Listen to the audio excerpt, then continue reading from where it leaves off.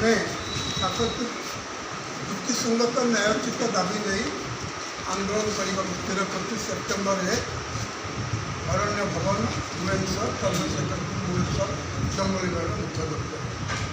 ଦାବି ହେଉଛି ଯେ ଆମେ ବହୁତ କୌଶଳପୂର୍ଣ୍ଣ ବିପଦପୂର୍ଣ୍ଣ କାମ କରୁଛୁ।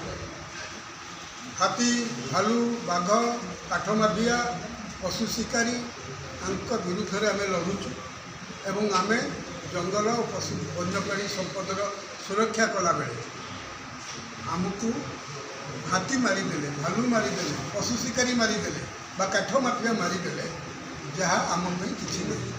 ହାତୀ ମାରିଦେଲେ ବନ୍ୟପ୍ରାଣୀ ଦ୍ୱାରା ଆଘାତ ହେଲେ ଗୋଟାଏ ଲୋକ, ସାଧାରଣ ଗାଁର ଲୋକଟିଏ ବାଇଚାନ୍ସ ନିତ୍ୟକର୍ମ ପାଇଁ ଯାଇଥିଲା, ମରିଗଲା, ଯାହା ପାଇବ।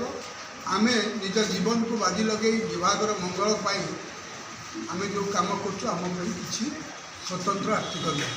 ତେଣୁ ଆମର ଦାବି 25 ଲକ୍ଷ ଟଙ୍କା ଆର୍ଥିକ ସହାୟତା ଦିଆଯାଉ। ମୃତ କର୍ମଚାରୀକି, ପଙ୍ଗୁ ହୋଇଯାଇଥିବା କର୍ମଚାରୀକି 15 ଲକ୍ଷ ଆର୍ଥିକ ସହାୟତା ଦେବା ସହିତ 2 ମୃତକ ଓ ଆହତ ପରିବାର ପାଇଁ ଜଣକୁ ସରକାରୀ ଚାକିରି ଦିଆଯାଉ। ପାନରୁ ଚୂନ ଖସିଲେ ବିଭାଗ ବିଭିନ୍ନ ଆଳରେ ଛଟେଇ କରିଦେଉଛି। ଛଟେଇ କର୍ମଚାରୀ ପୁନଃନିଯୁକ୍ତି ଦିଆଯାଉ ଏବଂ ଆଉ ଛଟେଇ ନ ହେବ ବୋଲି ଆମକୁ ଜବ୍ ସିକ୍ୟୁରିଟି ଦିଆଯାଉଛି। ଆମେ ଆଉଟସୋର୍ସିଂ ସଂସ୍ଥା ଦ୍ୱାରା ନିଯୁକ୍ତି ପାଉଛୁ କିନ୍ତୁ ଡେଲି ୱେଜେସ୍ରେ ଦରମା ପାଉଛୁ।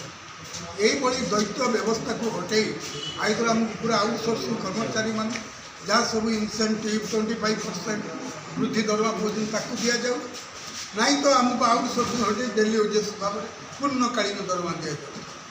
26 ମାସ କାମ କରିବୁ, 31 ଦିନ କାମ କରିବୁ, 24 ଘଣ୍ଟା କାମ କରିବୁ, ଦରମା ପାଇବୁ 26 ଦିନର। ଏ କେଉଁ ପ୍ରକାର ଗଣତନ୍ତ୍ର? ଇଏ କେଉଁ ପ୍ରକାର ସରକାରୀ ବ୍ୟବସ୍ଥା?